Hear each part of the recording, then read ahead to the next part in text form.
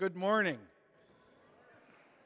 Wow, what a celebration this morning. Thank you for all of you, our guests that have come, and our family and friends, graduates, students.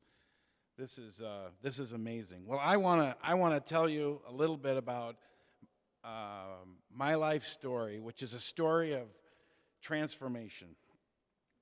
It's a journey of recreating myself time and time again. But to set the context, I need to go back to 1989.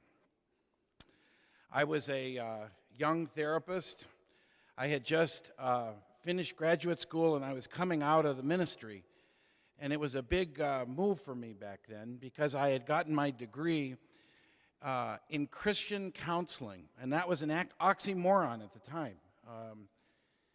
Bob talked about my limited beliefs. I think you see my picture, at least if we have our own dictionary, that my picture will be with limiting beliefs.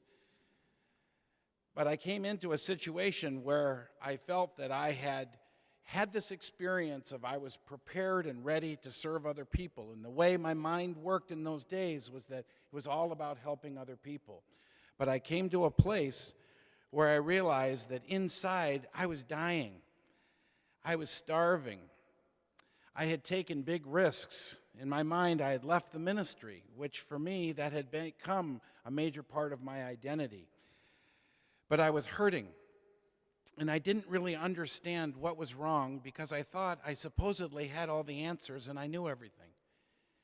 I thought I had done all this work to prepare myself to help others, and in helping others, I would be fulfilled.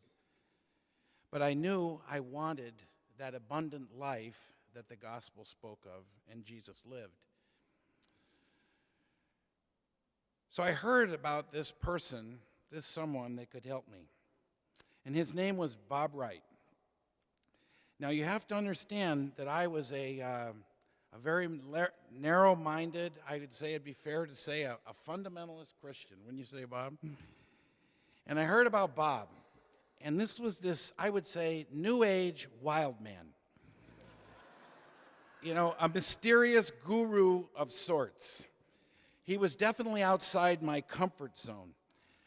And yet, after meeting him, I knew that there was something that I needed that he had.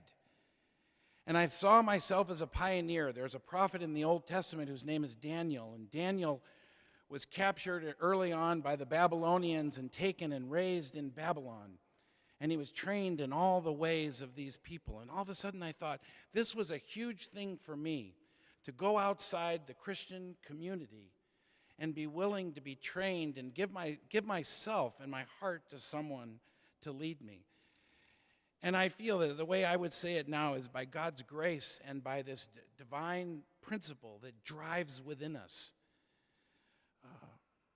I moved in that direction and I trusted it. And I got to tell you, it worked.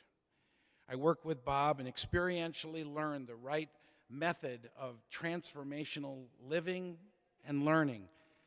I practiced, I worked, I was in group, I did everything basically we were supposed to do. And after several years of intensive training, Bob gave me his blessing to take this work to the Christian community, because in that day, there wasn't going to be an overlap. And so it was like a mission for me to recreate this. And I started my own counseling center, the Center for Christian Life Enrichment. I didn't call it that back then because I didn't want to be associated with being a Christian. How sad. Because in my mind, the being a Christian did not mean, it didn't speak of the love and the open-mindedness that I knew that we wanted. We were thought of in different ways, and so it took me years to be able to integrate that into my own life so I could do that. So the years passed, and my relationship with Bob and the Wright Institute continued, but then there came this other challenge. If you know Bob, you know that the challenges never end. And he said, I want you to be a part of this new graduate school I'm starting. I want you to become a doctoral student. Begin with a master's degree. Well, you have to understand, this was a very scary thing for me. This was a move into the unknown. I was a football player. You know, I was not a student.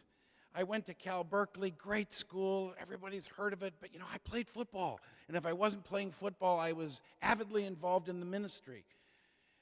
But I was terrified of thinking. I was terrified. I did not see myself as an intellectual. So this was an important time of transformation for me, to be willing to move in and move into the unknown. And this is a very critical part of something that I would say one of the central things I have learned in my work here is a much deeper understanding of faith. Oftentimes faith is thought up in very religious terms, and what I discovered is faith is lived out in every moment of every day.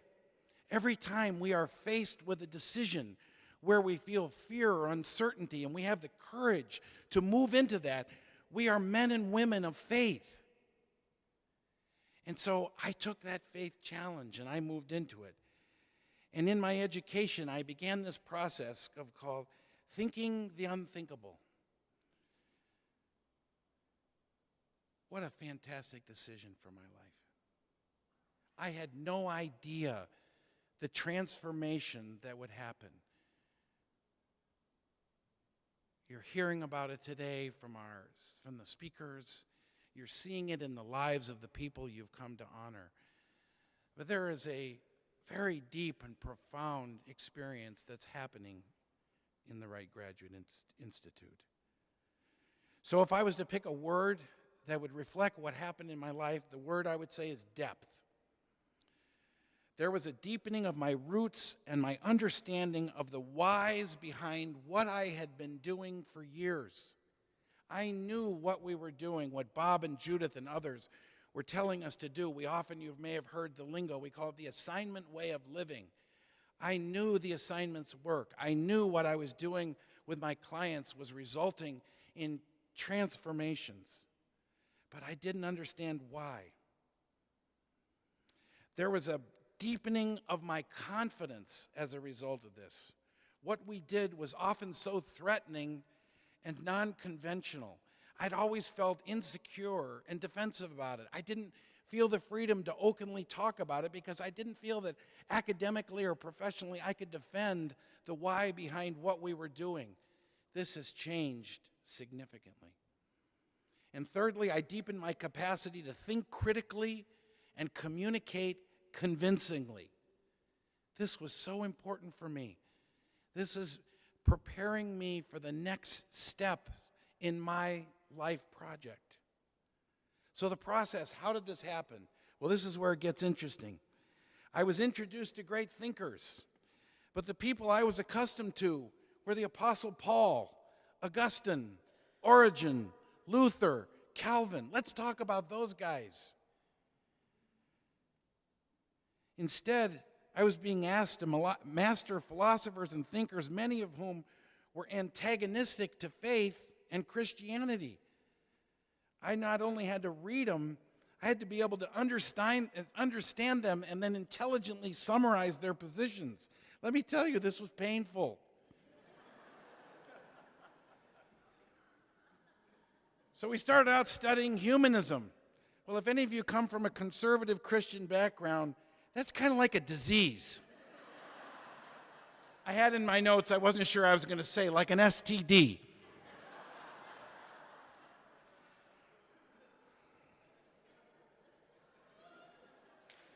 So I'm reading about Carl Rogers, and he starts off, and I'm encouraged. He's a Pentecostal Christian. And then it says, and he left all that.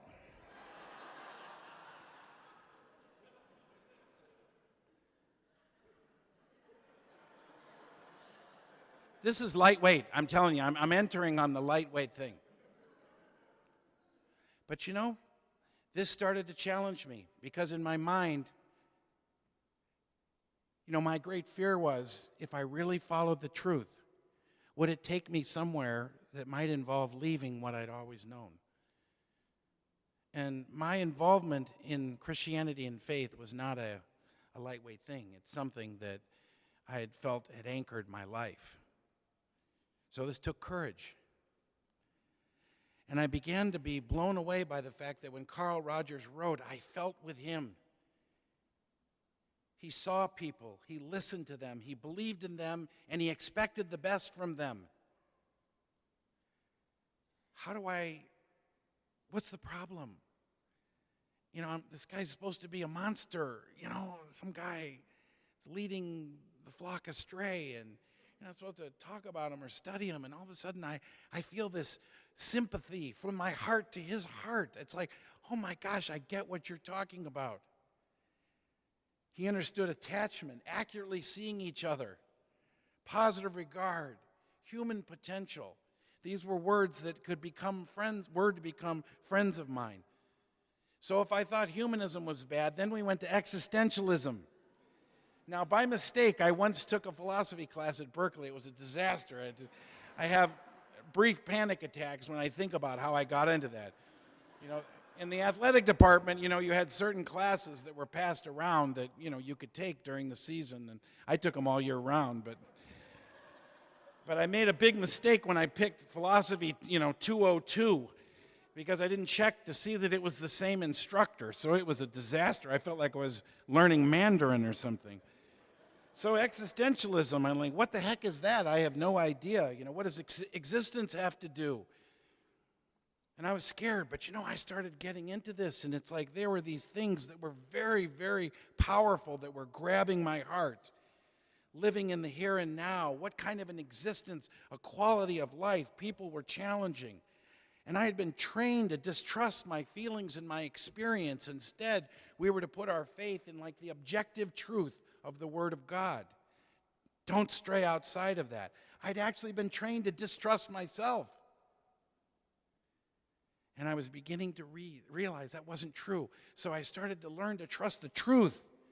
The truth became something that I understood in a very different light. I began to be inspired by these people and feel this affinity. Well, if you know much about existentialism, you know that there's another word that goes along with this that I wasn't terribly comfortable with. That's atheism.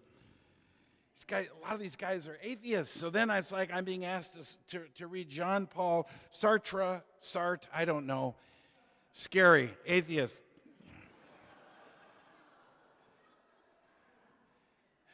So, very difficult to read him, so I would read Gordon Medlock's interpretation of him. Secondary sources are beautiful for some of these guys. But he starts talking about this concept of bad faith. And bad faith is this sense of, are you unwilling to follow the truth or follow your path, wherever it takes you, if it's the right thing for you to do? If you do not make the most of your life, you're living in bad faith. Well, I was up against that question. Am I willing to follow the truth? Am I willing to go?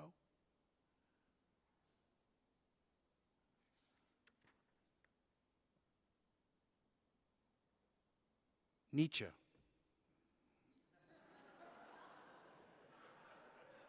This is worse. If you remember that guy, God is dead. That's a sermon that does not preach.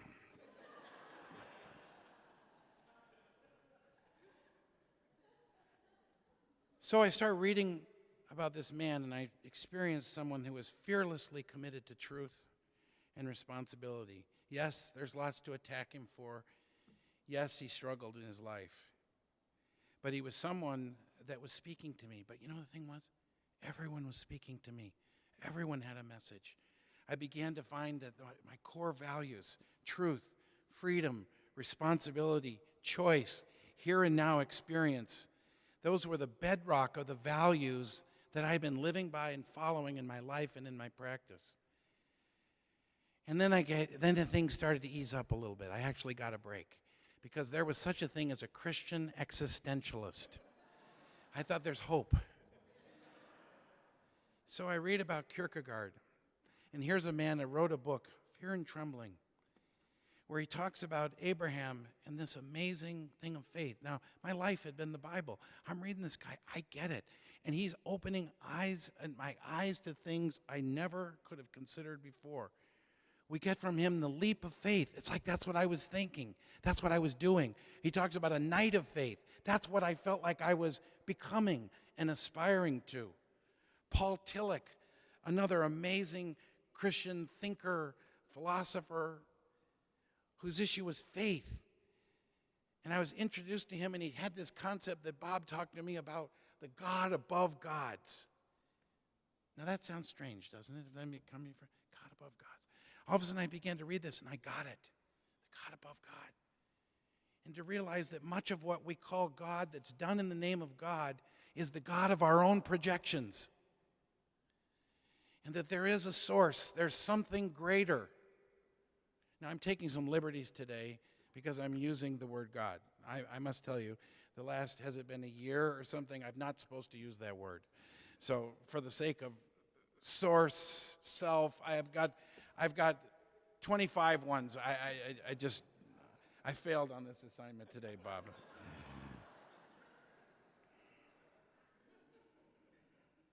Something greater, more transcendent, that exists above than we can ever think or imagine. There's truly transcendence. There truly is love.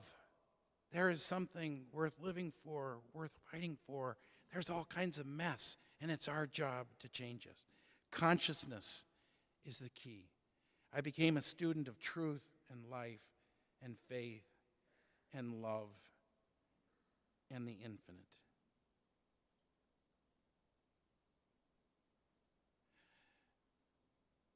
How could that not make the transcendent one happy, huh? Thank you.